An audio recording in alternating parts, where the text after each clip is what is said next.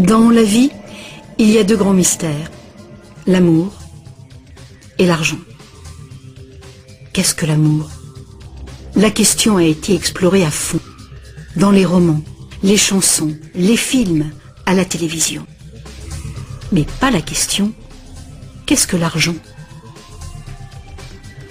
La théorie de l'argent n'a jamais inspiré de film à grand succès, et ça n'a rien d'étonnant.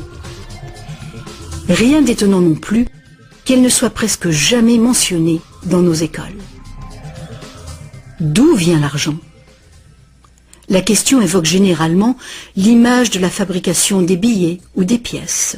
En effet, on croit souvent que c'est le gouvernement qui crée l'argent. C'est vrai, mais seulement en partie.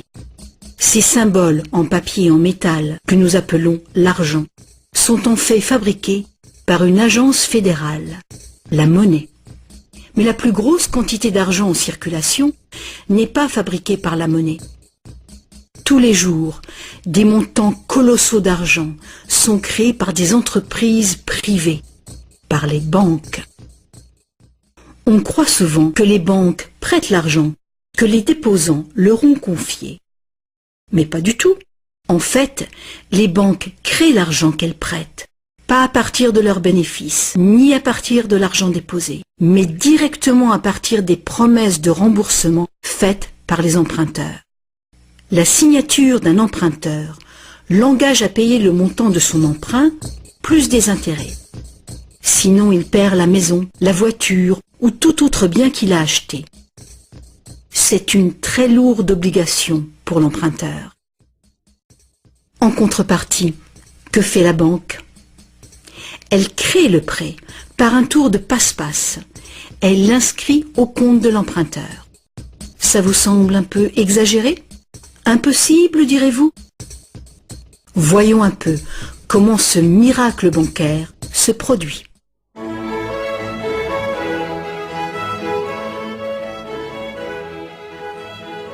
Au fil de l'histoire, l'argent a pris bien des formes. Il fallait simplement que l'argent soit portable et qu'un nombre suffisant de gens soient confiants de pouvoir l'échanger contre des choses de valeur bien réelles, comme de la nourriture, des vêtements ou une maison. L'argent a pris la forme de fèves de cacao, de coquillages, de pierres et même de plumes. L'or et l'argent étaient des métaux attrayants, faciles à travailler. Certaines cultures sont devenues expertes dans ce travail. En frappant des pièces de monnaie, unité standard dont le poids et la pureté étaient certifiés, les orfèvres ont facilité le commerce. Bien vite, pour protéger tout son or, l'orfèvre a eu besoin d'une chambre forte. Les villageois sont venus frapper à sa porte. Ils voulaient louer un peu de place dans cette chambre forte pour garder leur or et leurs objets de valeur bien en sécurité. L'orfèvre a fini par louer tout son espace dans sa chambre forte. La location lui a rapporté un petit bénéfice. Les années sont passées et notre orfèvre a constaté une chose fort importante. Les déposants venaient rarement chercher leurs pièces d'or et ils ne venaient jamais tous en même temps. Il faut dire que les reçus faits par l'orfèvre étaient utilisés sur le marché comme s'ils étaient véritablement l'or qu'ils représentaient. Cet argent papier était plus pratique que les lourdes pièces et les montants pouvaient tout simplement être écrits au lieu d'être comptés laborieusement. Entre-temps, l'orfèvre a commencé une autre affaire.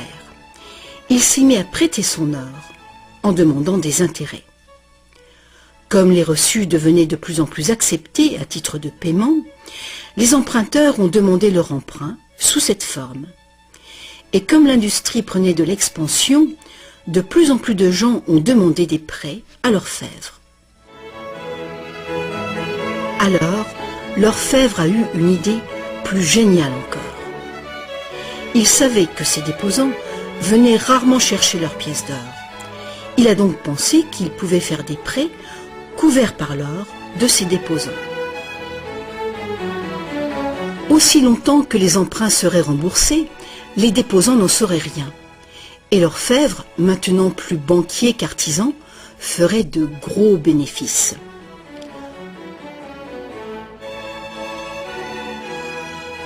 Pendant des années, en secret, l'orfèvre a tiré de bons revenus des intérêts sur les dépôts de ses clients. Maintenant gros prêteur, il devenait sans cesse plus riche et il commençait à étaler ses richesses. Les gens l'ont alors soupçonné de dépenser l'argent de ses déposants. Ensemble, ils l'ont menacé de retirer tout leur or si l'orfèvre ne s'expliquait pas sur sa richesse si soudaine. Contrairement à ce qu'on pourrait croire, la situation n'a pas tourné au désastre pour l'orfèvre. Malgré sa duplicité, il a pu montrer que les déposants n'avaient rien perdu. L'or était toujours en sécurité dans la chambre forte. Au lieu de reprendre leur or, les déposants ont demandé à l'orfèvre, devenu leur banquier, de leur verser une partie des intérêts. C'est ainsi que les banques sont nées. Le banquier payait un taux d'intérêt bas sur les dépôts et il faisait payer un dépôt d'intérêt plus élevé sur les prêts. La différence couvrait les frais de fonctionnement et ses bénéfices. La logique du système était simple comme bonjour et semblait être un moyen raisonnable de satisfaire la demande de crédit. Mais les banques ne fonctionnent plus du tout comme ça. L'orfèvre banquier n'était pas du tout satisfait du revenu qui restait après le partage des bénéfices avec ses déposants. La demande de crédit a augmenté rapidement, mais ses prêts restaient limités par le montant d'or dans la chambre forte. Alors, une idée plus géniale encore lui est venue à l'esprit. Puisqu'il était le seul à savoir combien d'or il y avait dans la chambre forte, il pourrait prêter des chèques garantis par de l'or qui n'existait même pas. Aussi longtemps que les déposants ne viendraient pas tous en même temps réclamer leur or, personne ne le saurait. Ce nouvel arrangement fonctionnait à merveille et le banquier est devenu immensément riche avec les intérêts payés sur de l'or inexistant. L'idée que le banquier puisse créer de l'argent à partir de rien était trop outrageuse. Longtemps, personne n'a rien soupçonné. Mais le pouvoir d'inventer de l'argent est monté à la tête du banquier. Bientôt, l'importance des prêts et l'opulence du banquier ont déclenché de nouveaux soupçons. Certains emprunteurs ont demandé de l'or véritable plutôt que des chèques, et les rumeurs ont monté. Plusieurs déposants fortunés sont venus réclamer leur or. La fin du jeu était proche. Une foule de gens, brandissant des chèques, se sont rassemblés devant les portes closes de la banque. Hélas, le banquier n'avait pas assez d'or pour couvrir tout l'argent papier qu'il avait émis. Pour la première fois, il y avait une ruée sur la banque. Et c'est un phénomène qui épouvante tous les banquiers. Ce phénomène de retrait massif a ruiné des banques individuelles et a endommagé la confiance du public envers les banquiers. Il aurait été simple alors d'interdire cette pratique de créer de l'argent à partir de zéro. Mais les immenses crédits offerts par les banquiers étaient devenus essentiels à l'expansion du commerce européen. La pratique a donc été légalisée et réglementée. Les banquiers ont accepté de respecter des limites sur les montants d'argent fictifs qu'ils pouvaient prêter. Mais ces montants fictifs restaient bien supérieurs à la valeur réelle de l'or déposé dans la chambre forte. Bien souvent, le taux était de 9 $ fictifs pour 1 $ en or. Des inspections surprises permettaient de faire respecter ces réglementations. Un arrangement a aussi été conclu. En cas de ruée sur une banque, les banques centrales soutiendraient les banques locales en leur prêtant de l'or. La bulle du crédit, créée par les banquiers, ne pourrait pas crever et le système ne pourrait pas s'effondrer, sauf s'il y avait beaucoup de ruées sur les banques en même temps.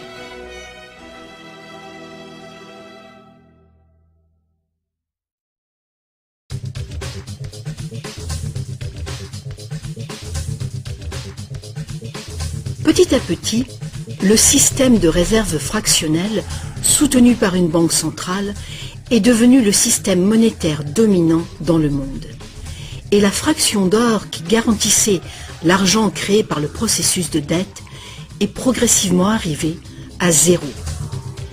La nature même de l'argent a changé. Autrefois, un dollar en papier était en fait un reçu avec lequel on pouvait réclamer un poids fixe d'or ou d'argent. Actuellement, un dollar papier ou un dollar numérique peut uniquement être échangé pour un autre dollar papier ou un autre dollar numérique. Autrefois, le crédit créé par une banque privée existait sous forme de billets de banque privée. Les gens avaient le droit de refuser ces billets, tout comme ils peuvent refuser un chèque personnel aujourd'hui. À présent, le crédit créé par une banque privée est légalement convertible en devises fiduciaires émises par le gouvernement, comme les dollars, les livres sterling ou les euros. Les devises fiduciaires sont des devises créées par un décret gouvernemental. Des lois en font la monnaie que les citoyens doivent accepter pour paiement. Alors la question subsiste. Si les gouvernements et les banques peuvent tout simplement créer de l'argent, combien y a-t-il d'argent dans le monde? Autrefois, le montant total d'argent était limité par les quantités physiques des éléments utilisés comme garantie. Par exemple, pour créer plus d'argent basé sur l'or, il fallait trouver davantage d'or. À présent, on crée vraiment l'argent à partir de dettes. Chaque fois que quelqu'un fait un emprunt à une banque, de l'argent est créé.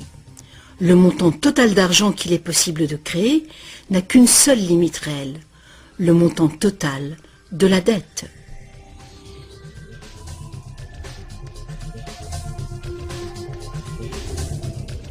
Les gouvernements placent une limite légale sur la création d'argent fictif, en imposant des règles sur les obligations de réserve fractionnelles. Mais ces obligations sont fondamentalement arbitraires. Elles varient d'un pays à un autre, d'une époque à une autre. Longtemps, il a été commun d'exiger que les banques aient au moins $1 en or en réserve pour garantir $10 d'argent dette. Aujourd'hui, les ratios de réserve minimale ne s'appliquent plus du tout au rapport entre argent nouvellement créé et or en dépôt. Elles s'appliquent uniquement au rapport entre argent nouvellement créé et argent existant. Aujourd'hui, les réserves d'une banque sont faites de deux choses. Le montant en devise bien réel qu'elle a déposé à la banque centrale et le montant total de son argent dette. Petite illustration. Imaginons qu'une nouvelle banque vient de démarrer et qu'elle n'a pas encore de déposants. Mais ses investisseurs ont déjà fait un dépôt de réserve de $1111,12 en cash. Le ratio de réserve est de 9 pour 1.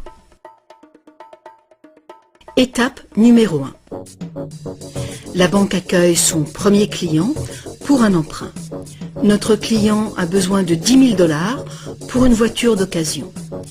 Avec un ratio de 9 pour 1, la réserve déposée autorise la banque à créer légalement, comme par magie, 9 fois ce montant, soit $10 000. Ces $10 000 n'existent nulle part physiquement. C'est de l'argent nouveau, tout simplement versé au compte de l'emprunteur en tant que crédit. C'est de l'argent dette. L'emprunteur peut faire un chèque pour payer sa voiture. Étape numéro 2. La vendeuse de la voiture dépose les $10 000 d'argent nouveau à sa banque. Contrairement à l'argent déposé à la banque centrale, cet argent nouveau ne peut pas être multiplié par le ratio de réserve. Il doit être divisé par ce ratio. Avec le même ratio de 9 pour 1, il est donc possible de créer un nouveau prêt de $9 000 à partir du premier dépôt de $10 000. Étape numéro 3. Si ces $9 000 sont déposés par une troisième personne, à la même banque ou dans une autre banque, ils permettent légalement un troisième crédit bancaire, cette fois pour $8 100. Comme les poupées russes, qui s'emboîtent et deviennent toujours plus petites, chaque nouveau dépôt peut mener à un prêt toujours plus petit, et cette série décroissante est infinie. Par contre, si l'argent fictif créé par l'emprunt n'est pas déposé à la banque, le processus s'arrête. C'est la partie imprévisible du mécanisme de création de l'argent. Mais le plus probable, c'est qu'à chaque étape, le nouvel argent sera déposé à la banque et que le processus se répétera bien des fois et que finalement, presque 100 000 $ d'argent nouveau sera créé.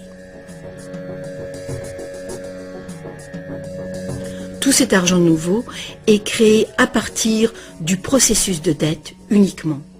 Et tout ce processus est légalement autorisé par le petit dépôt de réserve initial de 1111 $ et 12 cents qui demeure intouché à la Banque centrale. Autre facteur important. Avec ce système ingénieux, les registres de chacune des banques doivent montrer que la banque a 10% de plus en intérêt qu'en prêt. C'est donc un incitatif très fort pour une banque de solliciter des dépôts afin de pouvoir prêter davantage. Tout ceci crée l'idée fausse que l'argent vient des dépôts. À moins que chaque prêt successif ne soit déposé à la même banque, aucune banque ne peut prétendre avoir multiplié sa réserve initiale de presque 90 fois uniquement par des crédits bancaires. Mais il faut bien comprendre que le système bancaire est un circuit fermé. Un crédit créé dans une banque devient un dépôt dans une autre banque et vice-versa. En fin de compte, l'effet est grosso modo le même que si tout se passait dans une seule et même banque. En résumé, la réserve initiale d'un peu plus de 1111 $ à la Banque centrale permet de récolter des intérêts sur des sommes allant jusqu'à 100 000 $, que la banque n'a jamais eu. Ça vous semble absurde? Écoutez un peu. En quelques décennies, à cause du lobbying féroce des banques, les obligations de réserve ont quasiment disparu dans plusieurs pays. Et les ratios actuels de réserve peuvent être bien plus élevés que 9 pour 1. Pour certains types de comptes, 20 pour 1 et même 30 pour 1 sont tout à fait communs. Plus récemment encore, les banques ont trouvé le moyen de complètement contourner les obligations de réserve en faisant payer des frais de dossier en plus du capital prêté. Alors, bien que les règles soient compliquées, la réalité est toute simple. Les banques peuvent créer autant d'argent qu'on est capable d'en emprunter.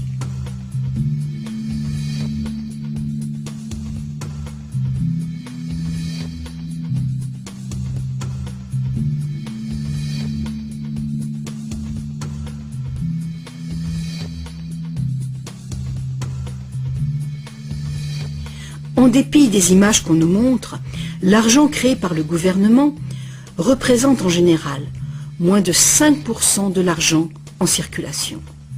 Aujourd'hui, plus de 95% de l'argent a été créé par quelqu'un qui a signé une reconnaissance de dette à une banque.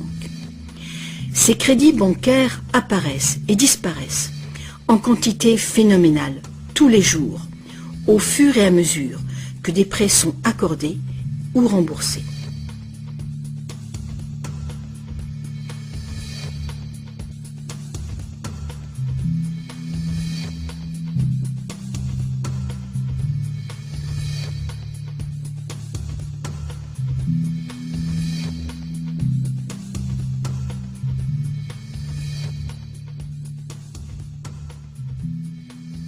Les banques ne peuvent utiliser ce genre de système qu'avec la coopération des gouvernements.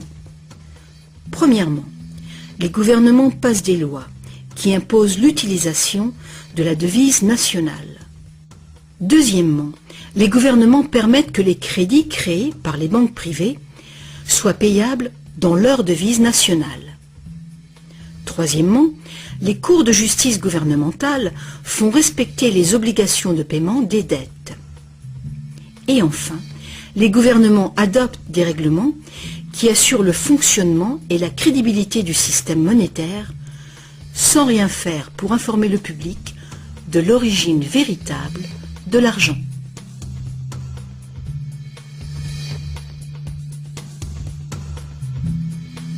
La simple vérité, c'est que quand on signe les papiers d'un emprunt ou d'une hypothèque, la seule chose réelle est notre reconnaissance de dette.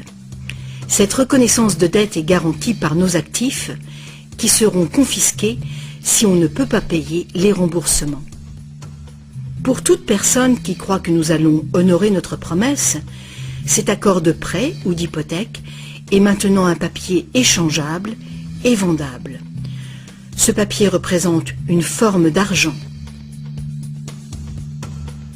L'emprunteur obtient de l'argent grâce à son soi-disant prêt bancaire. Dans le monde réel, un prêt implique que le prêteur a quelque chose à prêter. Si vous avez besoin d'un marteau, ma promesse de vous prêter un marteau que je n'ai pas ne vous servira strictement à rien. Mais dans le monde artificiel de l'argent, la simple promesse faite par une banque de vous prêter de l'argent est considérée comme de l'argent véritable.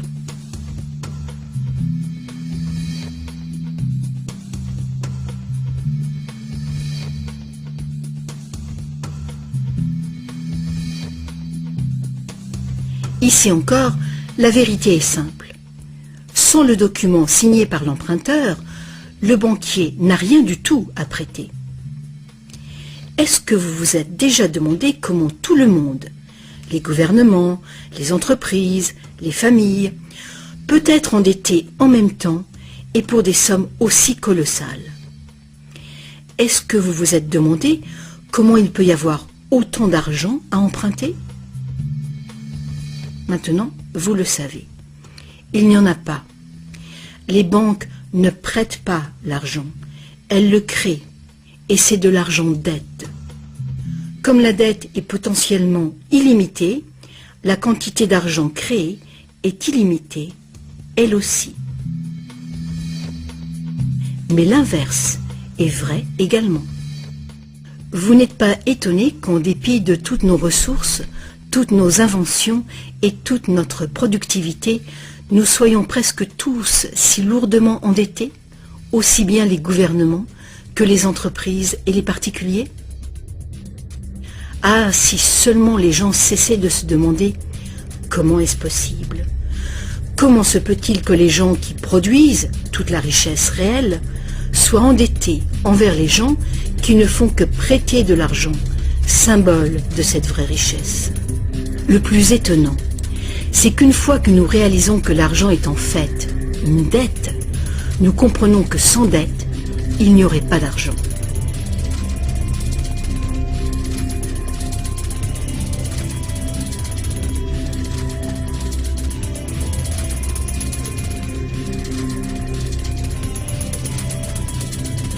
Si toute cette explication est nouvelle pour vous, rassurez-vous, vous n'êtes pas seul. Beaucoup de gens s'imaginent que si toutes les dettes étaient payées, la situation économique irait beaucoup mieux. C'est sûrement vrai au niveau individuel. Quand on a remboursé ses prêts, on a davantage d'argent à dépenser. Mais il est faux de croire que s'il n'y avait plus de dettes, il y aurait davantage d'argent à dépenser. En fait, c'est tout le contraire. Sans dette, il n'y aurait pas d'argent du tout. Alors, vous voyez, nous dépendons complètement du renouvellement continu du crédit bancaire. Pas de prêt, pas d'argent. C'est exactement ce qui s'est passé durant la Grande Dépression. La quantité d'argent a fondu radicalement quand la quantité des prêts a chuté.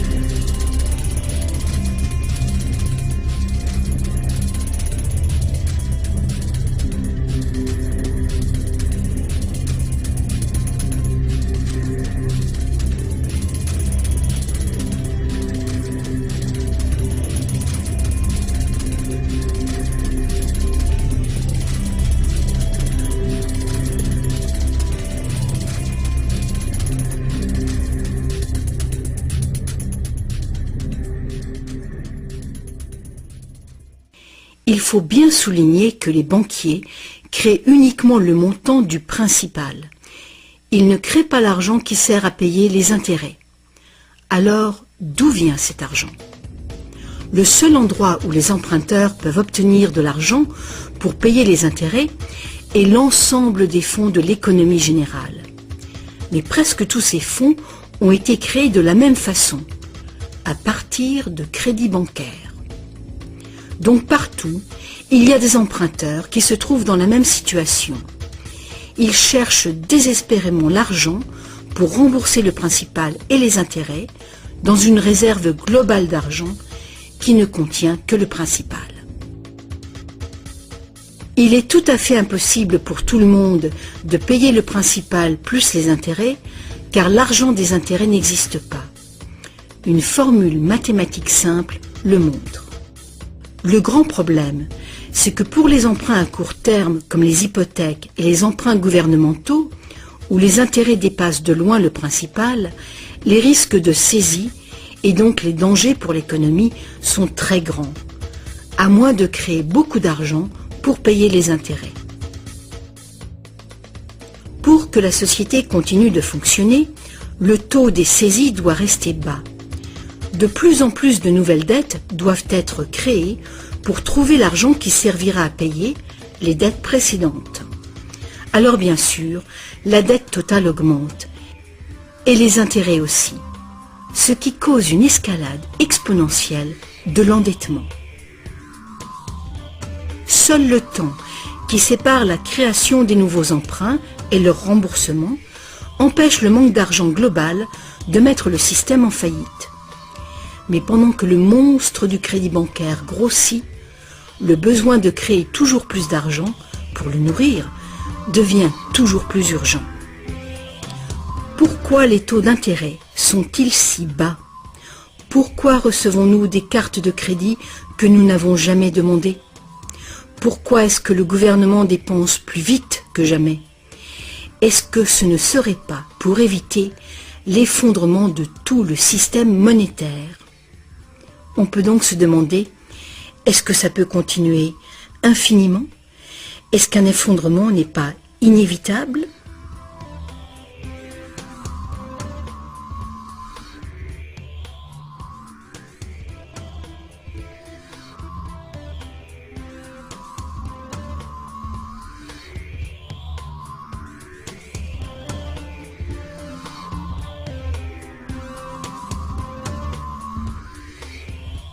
L'argent facilite la production et le commerce. Quand la quantité d'argent augmente, l'argent perd progressivement de sa valeur. C'est l'inflation. À moins que le volume de production et de commerce dans le monde réel augmente proportionnellement pour compenser cette augmentation. Ajoutez à cela que quand on parle d'une croissance économique de 3% par an, par exemple, on pourrait croire que c'est un taux constant. Eh bien pas du tout. Les 3% de cette année représentent plus de matériaux, plus de produits, plus de services que les 3% de l'année précédente, car il s'agit de 3% d'un nouveau total. Ce n'est donc pas une ligne plate, continue, mais une courbe exponentielle de plus en plus raide. Le véritable problème est qu'une croissance perpétuelle de l'économie réelle exige une escalade perpétuelle de la consommation des ressources et de l'énergie. De plus en plus de choses doivent passer de l'état de ressources naturelles à celui d'ordures, année après année, juste pour éviter l'effondrement du système. La situation est grave, très grave. Alors quoi faire? Pour commencer, un concept radicalement différent de l'argent s'impose.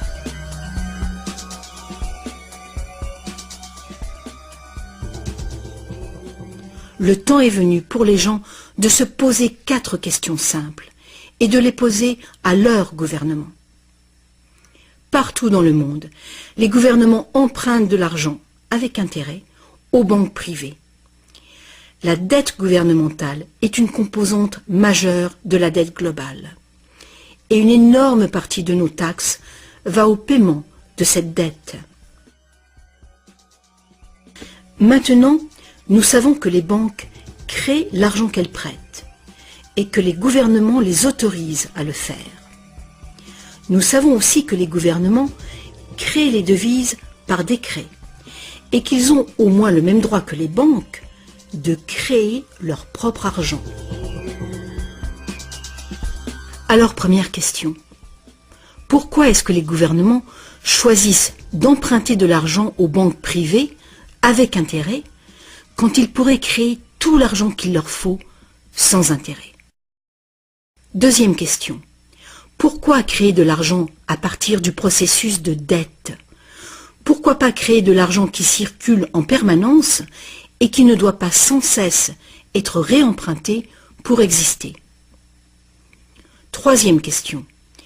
Comment un système monétaire fondé sur l'accélération perpétuelle de la croissance peut-il servir à construire une économie durable? N'est-il pas évident qu'une croissance en accélération perpétuelle est incompatible avec la durabilité? Et finalement, pourquoi notre système actuel dépend-il entièrement d'une croissance perpétuelle? Que faut-il changer pour créer une économie durable?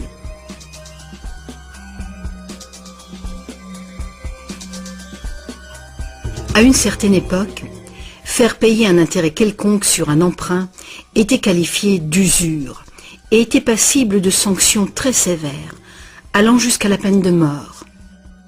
Chaque grande religion interdisait l'usure. La plupart des arguments avancés contre l'usure étaient d'ordre moral. La seule finalité légitime de l'argent était de faciliter les échanges de biens et de services réels. Toute tentative de gagner de l'argent avec de l'argent était considérée comme un mal, ou même comme un vol. Mais comme les besoins de crédits commerciaux augmentaient, les arguments moraux ont fini par céder. On en est venu à dire que prêter de l'argent constituait un risque pour le prêteur, et qu'il était donc justifié de faire des profits sur un prêt. Aujourd'hui, ces notions semblent dépassées. Faire de l'argent avec de l'argent est considéré comme un idéal à poursuivre. Pourquoi travailler si on peut faire travailler son argent pour soi?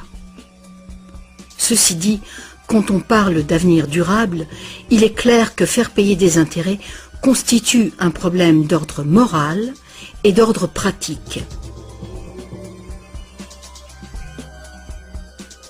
Imaginons une société capable de durer des siècles parce qu'au lieu de piller ses ressources, elle consomme uniquement ce qu'il lui faut dans l'immédiat. On ne coupe pas plus d'arbres qu'il n'en pousse. Toute l'énergie est renouvelable, solaire, gravitationnelle ou géothermique, magnétique ou autre. Cette société vit dans les limites de ses ressources non renouvelables, en réutilisant et en recyclant tout. Et la population n'augmente pas en nombre.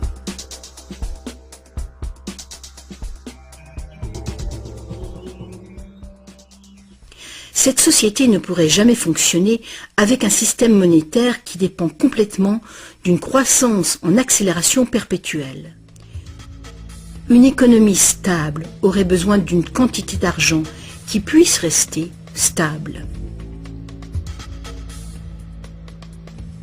Imaginons que cette quantité totale d'argent stable est représentée par ce grand cercle.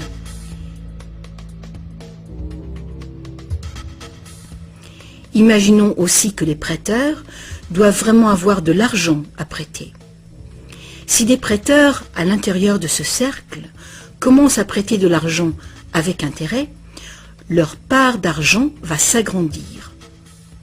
S'ils continuent de prêter, toujours avec intérêt, l'argent remboursé, quel sera le résultat? Que l'argent vienne de l'or, d'un décret gouvernemental ou d'une dette, les prêteurs vont s'accaparer la totalité de l'argent. Et après toutes les saisies, toutes les faillites, ils seront propriétaires de tous les biens immobiliers. Pour régler ce problème, il faudrait que les gains résultant des prêts avec intérêt soit distribuée également parmi la population. Une taxation lourde des bénéfices bancaires pourrait être une solution. Mais alors, quel intérêt les banques auraient-elles d'être en affaires? Si nous pouvions un jour nous libérer de cette situation, nous pourrions imaginer les banques comme des services sans but lucratif, qui travailleraient au service de la société. Les banques verseraient des dividendes universels aux citoyens ou prêteraient carrément sans intérêt du tout.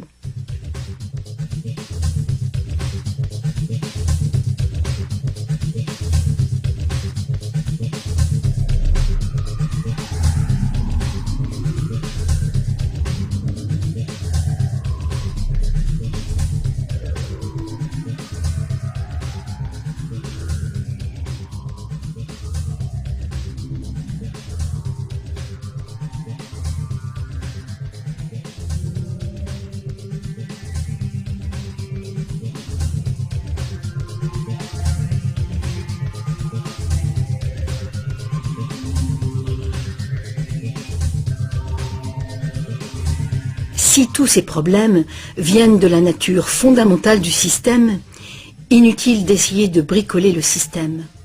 Il faut le remplacer. Beaucoup de critiques réclament un retour à l'étalon or, disant qu'il a fait ses preuves de fiabilité. Ils ignorent les arnaques qui peuvent être commises avec l'or. Limer les pièces, altérer le métal, le déprécier, accaparer le marché. Bref, toutes les pratiques déjà utilisées du temps de l'ancienne Rome qui ont contribué à sa chute. Certains préconisent un étalon argent, car ce métal est plus abondant que l'or, ce qui rend plus difficile le monopole du marché. Mais beaucoup de gens questionnent la pertinence de revenir aux métaux précieux. L'idée de porter de gros sacs pleins de pièces n'enchante personne. L'argent papier, l'argent numérique, le plastique, ou plus probablement l'argent biométrique, seront les moyens d'échange. Et ils présentent ce potentiel de créer de l'argent dette en quantité illimitée. En définitive, si l'or était à nouveau le seul étalon, tous les gens qui n'ont pas d'or se retrouveraient tout à coup sans argent. D'autres partisans des réformes monétaires ont conclu que l'avarice et la malhonnêteté sont les principaux problèmes et qu'il y a sans doute de meilleurs moyens de créer un système monétaire équitable et honnête sans passer par l'argent ou l'or. Des esprits inventifs ont proposé une variété d'options. Beaucoup de systèmes de troc privés créent de l'argent dette, mais ils le font ouvertement, sans intérêt. Un exemple est le système de troc où la dette est exprimée en promesse d'heures de travail. Tout travail est évalué de manière égale en dollars qui ont une équivalence en biens réels. Les frais du système sont couverts par des honoraires et non pas par des intérêts. Ce genre de système monétaire peut être mis en place par toute personne capable de concevoir un moyen de comptabiliser et de trouver des participants dignes de confiance.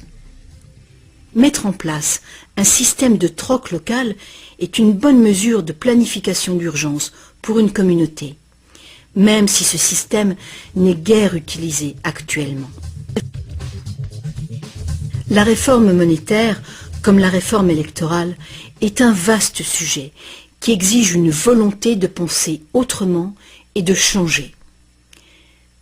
La réforme monétaire, comme la réforme électorale, ne sera pas facile, car les intérêts puissants qui bénéficient du système feront l'impossible pour conserver l'avantage.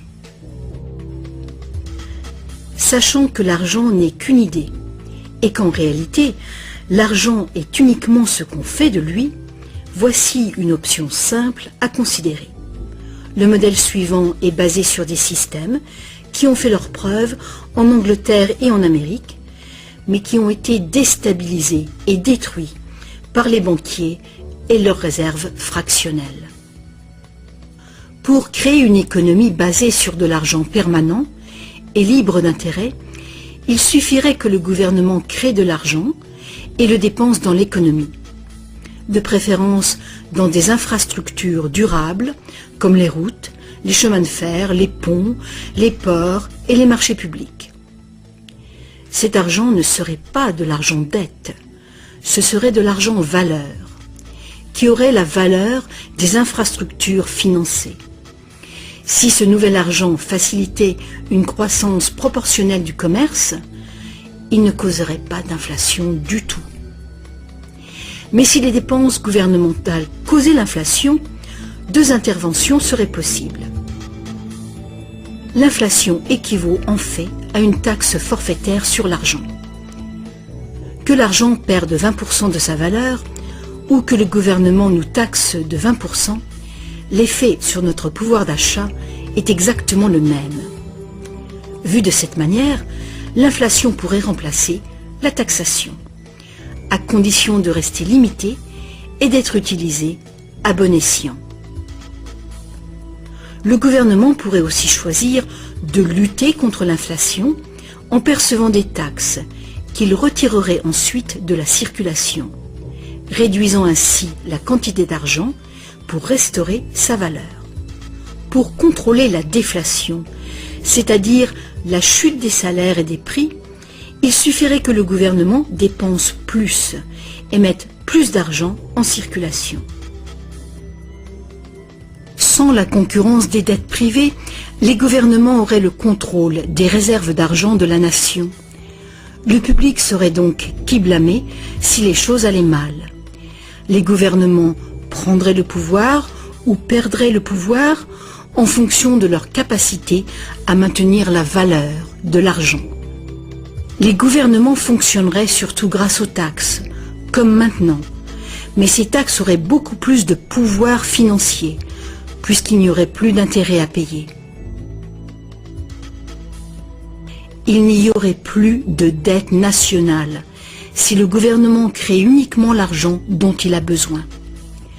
Notre servitude collective et perpétuelle envers les banques, à cause de la dette gouvernementale, prendrait fin.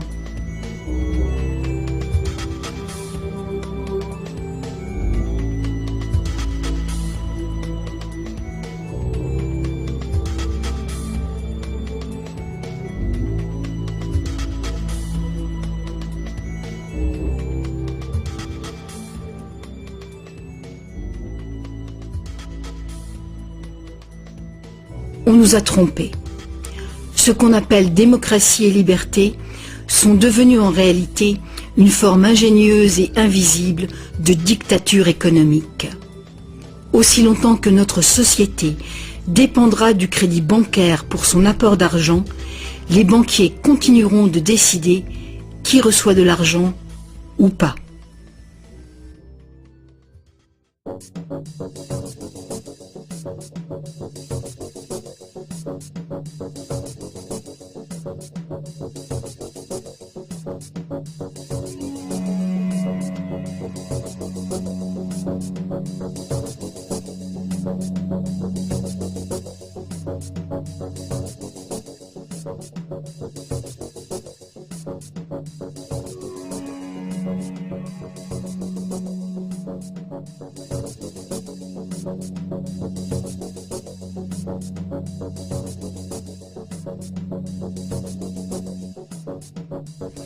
Peu de gens savent aujourd'hui que l'histoire des États-Unis, depuis la Révolution de 1776, a été en grande partie une lutte épique pour se libérer du contrôle des banques mondiales dominées par les Rothschild. Cette lutte a finalement été perdue en 1913, quand le président Woodrow Wilson a signé la loi de la réserve fédérale, donnant le pouvoir de créer l'argent américain à un cartel de banques internationales.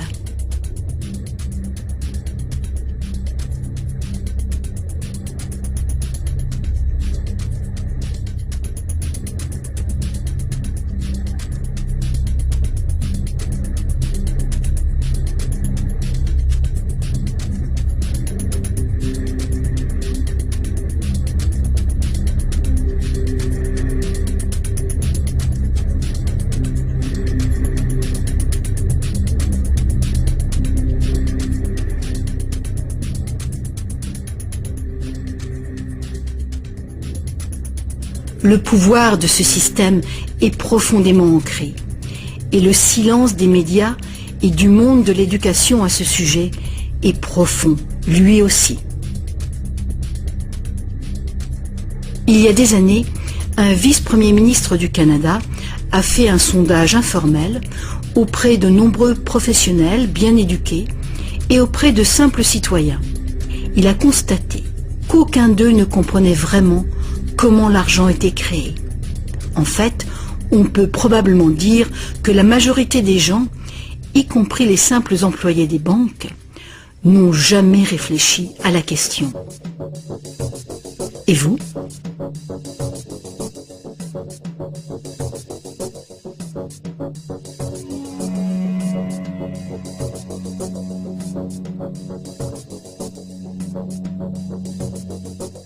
Le système moderne de l'argent-dette est né il y a un peu plus de 300 ans, quand la première banque d'Angleterre a été créée par une charte royale, lui autorisant des prêts fractionnels de dépôt d'or au ratio de 2 pour 1. Ce modeste ratio était le premier pas. Le système est maintenant mondialisé. Il crée des quantités virtuellement illimitées d'argent à partir de rien. Et presque tout le monde sur la planète est enchaîné à une dette sans cesse grandissante, qui ne pourra jamais être repayée. Est-ce que tout cela serait arrivé purement par accident? Ou est-ce qu'il y a conspiration? De toute évidence, l'enjeu est considérable.